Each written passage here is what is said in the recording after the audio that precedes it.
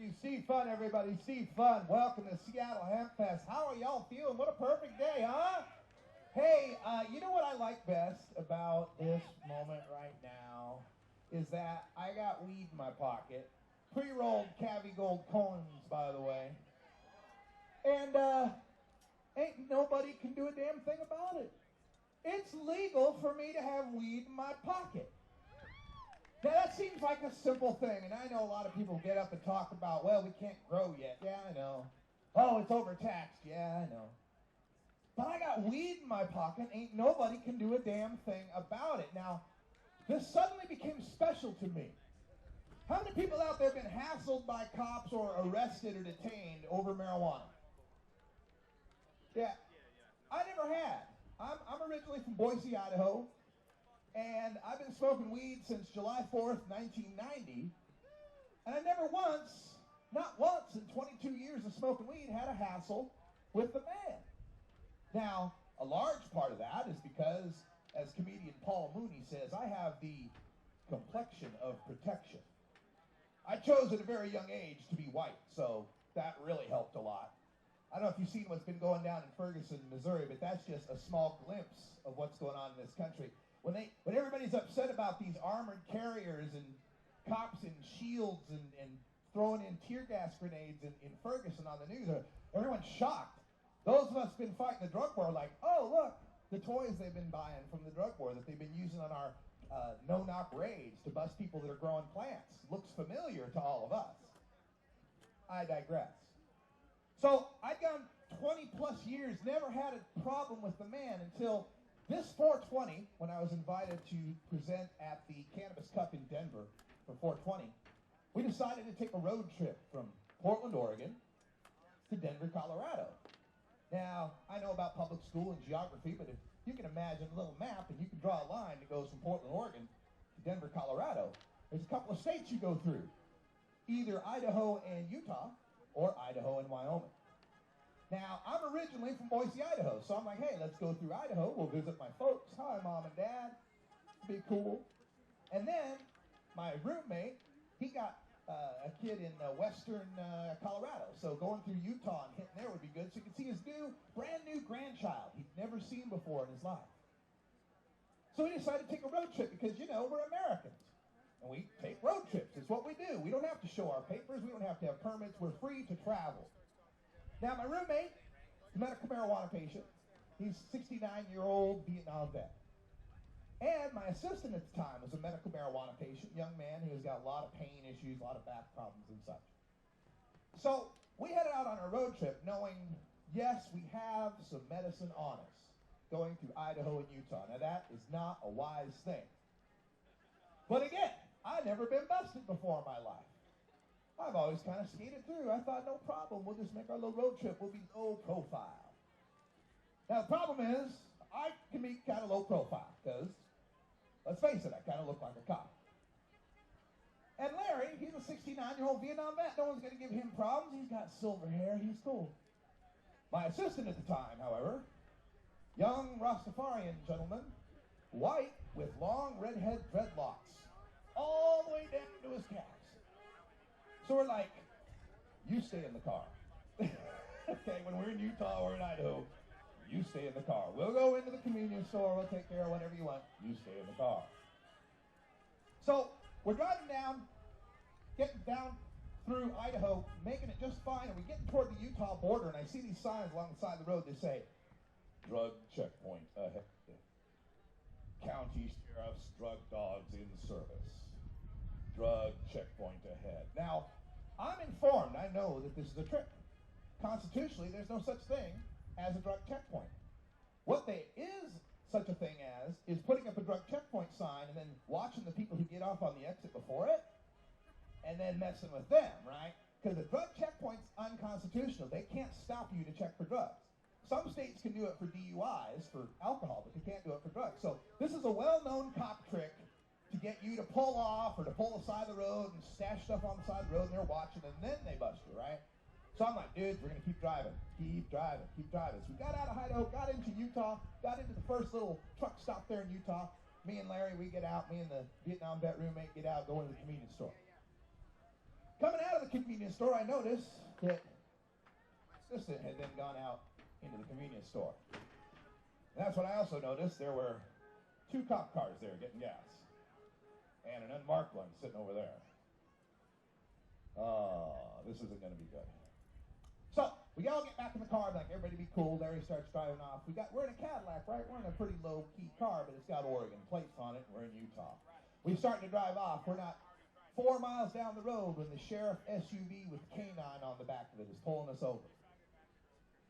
Pulls us over, and the long story short of this is that I sat there on the side of the road in the dirt, 50 yards away from the car, while I watched cops pull everything out of the trunk, pull out all our bags out of the trunk, search through all of them, find things, put them in vials, put them in front of the dash car camera, and then come back and put me and my assistant in cuffs. You're under arrest for the possession of marijuana and paraphernalia. The same kind of marijuana I've got legally in my pocket right here.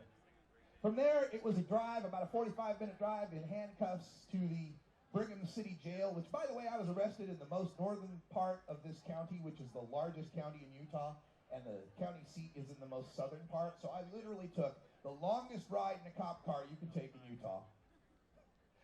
Got to the jail, got processed, they put us through the jail, got to watch TV, Death Race 2000 was on. That's kind of cool, watching a movie about trying to escape in a prison and shooting up cops while you're in jail. Something weirdly ironic about that. And then we have the process, and you have to ask y'all the typical questions. Sir, do you have any known enemies in the state of Utah? Present company excluded? Sir, your sexual preference? Anywhere but here would be fine. Jokes didn't go over well with them either. We were pulled over at 10:30 in the morning. It took $5,000 to get bailed out of jail for me and the assistant. And then by 6 o'clock at night, we were on our way. So for less than what I have in my pocket right now that's perfectly legal, my freedom was taken by guys with guns who put me in a concrete and plexiglass room because I had weed on me. So it means something different now when I come to Seattle Hempfest, and you, and you, and you, and you, and me, and all of us walk in this park can have weed in our pocket and not be put in a cage over it. Because that's what this is about. It's about freedom. I'm all for the medical marijuana patients. I'm all for the medical marijuana patients. I'm all for the industrial hemp. I'm all for the recreational use. I think all use is none ya. None your damn business. My body, my choice. If a woman has the right to choose what she does with her uterus, I have the right to choose what I do with my lungs. My body, my choice. Are you with me on that? It's our choice. Now, we still have a whole lot to do, and I feel more engaged than ever in doing it after having been in jail. And I calculated while I was in jail, I started thinking, well, how many cop cars showed up? By the time they finally let us away in cuffs, there were 5 cop cars there and 9 cops. And then by the time we got to the jail and did all the processing, there were 3 cops there that had to take care of all the processing. And I did the math in my head. Carry the 1, carry the 2, the 3. That's 28.5 hours of police time. 28.5, more than a full day worth of police man hours to pull us off the freeway to bring us in for a little less weed than I got in my pocket right here, legally. To pull us over, put us in a cage, and deal with all of that. Then, for about the next 2.5 months, I sat and wait for these charges. When the charge is going to be filed? I'm going to have to go to Utah. I have to hire a lawyer. Got to pay this lawyer. Got to get the money to the lawyer. Call a lawyer. Hey, has anything been filed? We haven't heard anything yet. Haven't put forth the charges. Haven't seen anything from evidence. Have you seen for the dash cam? And I'm freaking out. Oh my God, I'm going to have a criminal record. And then 2.5 months later, got a letter. Charges dismissed. So all of that hassle, all of that time, all of that police effort that was put into dealing with that for nothing. Absolutely nothing. In my home state of Oregon, we had a terrible story that went down last year in southern Oregon where late at night a woman calls 911 to report that her ex-boyfriend, her abusive ex-boyfriend, is trying to break into the trailer. And we had to hear these 911 calls in our local news. 911, what's your emergency?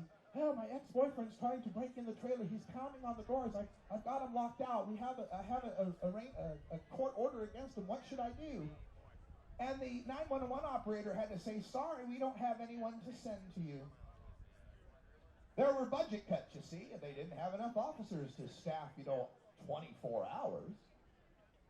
And the 911 operator said, well, if he comes in, could you ask him to go away? Well, he came in, and he beat her, and he raped her, and he left. But Utah had 28 and a half hours worth of police time available and ready to go to take me and a dreadlock Rastafarian into jail for charges that eventually got dropped. Do you think that's right? Hell no, it's not right. So this is about freedom. Don't forget about that. And don't take the freedom that you've gained lightly. I know it's not enough. I know we've got to get home grow.